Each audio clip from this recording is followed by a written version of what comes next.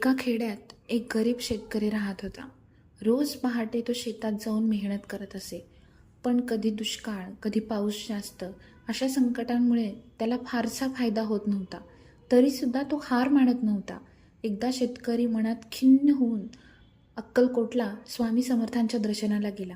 स्वामींना वंदन करून म्हणाला, स्वामी, मी रोज मेहनत करतो, पण मला योग्य फळ मिळत नाही. मी काय करू? स्वामी समर्थ शांतपणे हसले आणि म्हणाले, अरे शेतकऱ्या, तू कर्म करतो आहेस हेच मोठं आहे.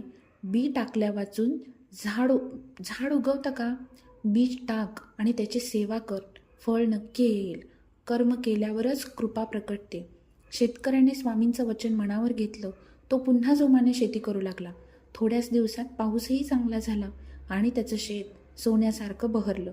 त्याला त्याला तेव्हा उमगलं, स्वामींचं वचन खरं आहे. कर्म केल्याशिवाय फळ नाही, म्हणून कर्म चांगलं करा, फळ नक्कीच मिळेल.